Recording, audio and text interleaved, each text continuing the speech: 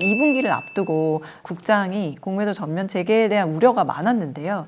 이것도 좀 갈수록 조금은 줄어드는 느낌이거든요. 일단은 긍정적인 측면은 어쨌든 공매도를 하면 글로벌 시장의 펀드의 중심 헤지펀드라는 것들이고, 헤지펀드는 일명 롱숏이라고 하죠. 롱도 하고 숏도 하고. 그래서 롱숏이 가능해야 그 외국인들이 들어오는데, 일단 첫 번째 순기능은 외국인들이 많이 들어올 것 같아요. 그런데 외국인들이 숏만 치려고 들어오는 건 아니에요. 롱도 하려고 들어오는 거거든요. 보통 롱숏 펀드는 롱으로 돈을 많이 벌지 숏으로 돈을 많이 벌지는 않아요. 숏은 보통 헤지라고 보통 많이 하는데 이런 경우들이 되게 많단 말이에요. 그러면 우리가 줄 수 있는 함의는 분명히 여기서 명함이 많이 갈릴 것 같아요. 그래서 내가 앞으로 좋게 봐야 돼. 그러니까 외국인들이 좋게 보는 업종이 뭔지, 좀 현재 상황에서 조금 더 부정적으로 업종이 뭔지를 글을 통해서 저는 간접적으로 확인할 수 있다고 생각이 들어요. 그러면 투자자분들 입장에서는 그렇게 돼서 시장이 어떻게 될 거다라는 것보다는 글을 통해서 내가 어떻게 투자 방법을 가져가면 보다 효율적으로 시장에서 수익을 낼 수 있을까 방법을 찾는 게 저는 더 중요하다고 생각을 합니다. 그거를 오히려 이사님께 여쭤봐야 될 것 같은데요. 네. 어떻게 그 방법을 찾아야 되고. 너무 쉽죠. 매일 끝나고 나면 한국이 제일 좋은 게 뭐냐면 데이터가 되게 많습니다. 예를 들어서 외국인이 오늘 어떤 종목을 샀지 한 종목까지 다 공개가 돼요. 우리 그 KRX라고 해서 한국거래소 사이트 들어가 보면 그날 그런 것들이 다 나오거든요. 그것만 참고하셔도 제가 볼 때는 거의 답안지가 있다라고 생각을 합니다. 뻔히 외국인들이 이걸 사고 이걸 팔고 있는데 거기서 스스로 역행하는 투자를 했었을 경우 올 수 있는 어떤 자산의 피해는 늘어날 수도 있잖아요. 그러면 일단 외국인이 팔아도 물론 올라갈 수도 있습니다. 팔면 고민해 봐야죠. 얘들이 왜 이걸 팔지? 왜 이쪽에 대해서 매도를 늘렸을까에 대한 고민을 해주고, 또 샀을 때도 왜 얘들은 이런 업종을 사고 이런 종목들을 샀을까에 대한 고민을 통해서 일단은 뭔가 공부를 해봤었을 때 팔았던 종목은 보니까 내가 공부를 해봐도 조금 좀 앞으로도 좀 전망이 좀 불투명하네 라면은 굳이 투자 대장에 살 필요가 없는 거잖아요. 또 반면에 내가 이렇게 외국인들 사는 종목을 이렇게 보니까 이 종목은 단순히 오를 게 아니라 뭔가 큰 그림도 그려지는 것 같고 그러네 하면 의외의 수익도 거둘 수 있는 거지 않습니까? 이런 어떤 나와 있는 데이터를 활용해서 여러분들 조금만 약간 땀을 거기다 흘려보시면 제가 볼 때는 그래도 많은 피해를 줄이고 오히려 좋은 기회를 찾을 수 있는 그런 어떤 명암이 갈려질 수 있는 그런 기회가 될 수 있다고 생각합니다. 외국인의 매수세와 매도세를 잘 살펴봐라. 면밀하게. 보통 외국인이면 기관은 따라하거든요. 이제 이사님께서는 어떤 특정 종목에 대한 말씀을 아끼시지만은 저희들은 컴플라이언스도 할 수는 없습니다. 그렇죠. 그렇지만 이제 섹터를 본다면은 사실 얘기가 많이 되고 있는 우리 국장의 섹터들이 있잖아요. 뭐 바이오 당연히 그렇고, 그다음에 조선 한동안 그랬고, 방산 마찬가지고, 특히 방산 같은 경우는 유럽하고 요즘 연동이 돼가지고 더 얘기가 많이 되고 있는 것 같고, 작년 같은 경우에는 이제 밸류업 이슈가 있어서 금융 쪽이 있었고, 혹시 올해 그런 쪽에서 힌트를 얻을 수 있다면은 지금 아직 여력이 있는 섹터는 어느 쪽이 된다고? 저는 대부분의 섹터들이 여전히 여력이 없다라고 생각지는 않아요. 그러니까 지금까지 보면 그 업종들이 달라지진 않았어요. 다만 섹터가 로테이션 하는 게 문제인 것 같아요. 즉 회전하는 게 문제인 것 같아요. 한국이라는 시장 자체가 워낙 수급적으로 지금 취약하기 때문에 기관들 입장에서 놓고 보면 어떤 업종을 사기 위해서는 다른 업종을 무조건 팔아야 돼요. 그러다 보니 실제 이 업종은 길게 보면 나쁘지 않은데 왜 이렇게 요즘 급나가지? 이런 사례들이 너무 많이 나온 것 같아요. 그럼 대신에 그렇게 또 충분히 쉬어지면 제가 볼 때 또다시 오르는 그런 일들이 많이 나오는 것 같아요. 그래서 지금은 이 업종이 이렇게 앞으로 많이 좋을 겁니다 라고 특정 업종을 얘기하는 것보다는 지금 우리가 거론되고 있는, 그러니까 투자자분들께서 어떤 업종이 좋은지는 모르진 않으세요. 모르진 않는데 이런 고민이 있는 거죠. 다 알아. 근데 최근에 이 업종은 너무 많이 올랐어. 그러면 조금 쉬어가겠네. 그리고 그동안 쉬었던 것 중에서 다시 올라오겠네.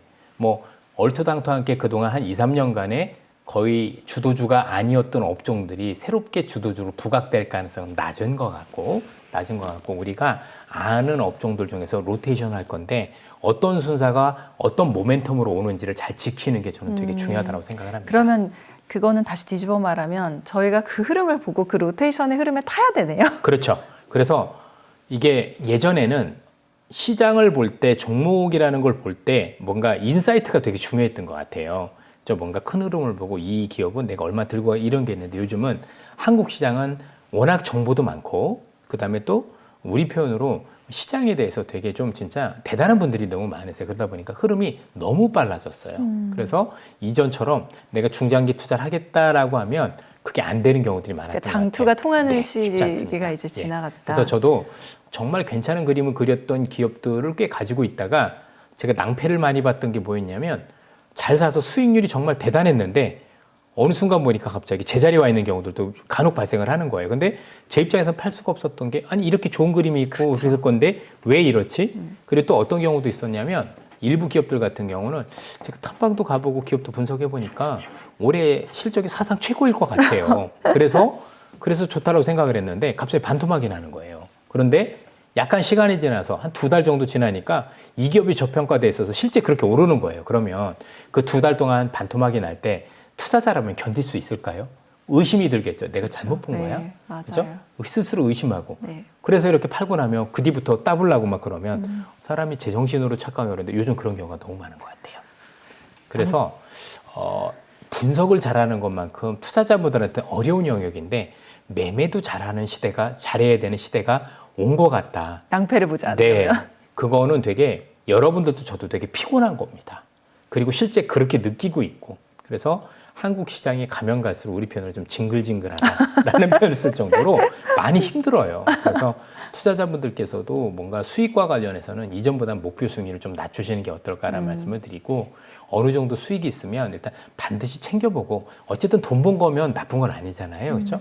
그렇게 하고 또 대응을 해보시는 게 어떨까 참 이런 말씀을 드리기 그런데 시장이 많이 변질된 것 같습니다.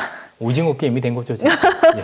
아 그래요? 이게 약간 저희 탓이네요. 아닙니다. 아니에요. 아, 저희가 한 가지 확실해진 거는 이제 야전사령관이신 이사님을 거의 분기별로 모셔야 될 것 같다는 생각이 확실하고요. 예, 뭐 불러주시면. 네. 예, 예. 그래서 그렇게 하시죠. 다음 예. 분기에 또 오시고 네. 싶은데 그때도 나와주셨으면 좋겠고 마무리하시면서 2분기에 이것만큼은 잊지 말고 좀 기억했으면 좋겠다 하는 점을 간단하게 정리해 예. 주세요. 많은 투자자분들께서 지켜보셔야 될 거는 뭐냐면 금리 인하도 아니고 그다음에 경제도 아닙니다. 이게 요즘 워낙 유튜버 분들 중에서 너무 훌륭한 분들이 많으시다 보니까 경제 유튜버 분들이 사실은 주식시장을 장악했어요. 그런데 경제와 주식은 다른 겁니다. 경제와 주식은 다르다. 경제는 전체고요. 주식은 부분입니다. 그래서 전체가 어려워도 부분이 좋은 경우도 되게 많잖아요. 그러니까 또 이렇게 보시죠. 그래서 그 부분을 잘 보시는 게 되게 중요해서 경제, 주식을 동일시하시면 안 된다는 말씀을 드리고요.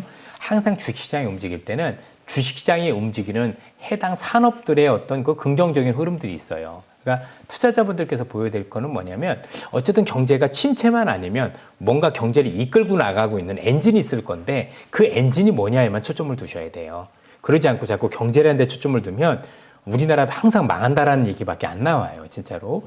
그러면 그분들의 경고가 틀린 건 아니세요. 나름대로 좋은 경고셨고 그런 경고 때문에 또 정책하신 분들이 움직이기도 하고 너무 좋은 기능이라 하지만 사실 주식시장하고는 좀 달라요. 언어도 많이 달라요. 주식시장 언어와 경제 언어는 정말 판이하게 다른데 이런 거를 간과하시면서 경제가 곧 주식이야라고 투자하는 분들이 너무 많은데 그러지 않으셨으면 하겠다는 말씀을 드리고 보다 조금 더 경제보다는 기업에 집중해서 또 어떤 산업에 집중해서 보시는 게 투자하는 데 더 도움이 많이 된다 이런 말씀을 드리고 싶습니다. 네, 오늘 그 비밀 중에 몇 가지를 나눠주셨고 사실 뭐 외국인 매수세 매도세는 저희도 항상 연불리의 비밀노트에서 쭉 따라가고는 있는데 우리 염이사님 네, 훌륭한 다시 분이죠. 한번 네. 그 중요성을 짚어주셔가지고 맞습니다. 예. 좋은 환기가 됐던 것 같습니다. 2분기에도 4월 달은 조금 어려울 수 있다고 말씀을 하셨지만은 또 후반부로 갈수록 좋아질 수 있다 하니까 저희가 희망을 가지고 예, 기회니까요. 성투를 예. 해보도록 하겠고 3분기를 앞두고 이사님을 또 뵐 수 있었으면 알겠습니다. 좋겠습니다. 예. 오늘 너무 감사드려요, 예. 이사님. 예. 또 뵙겠습니다. 고맙습니다.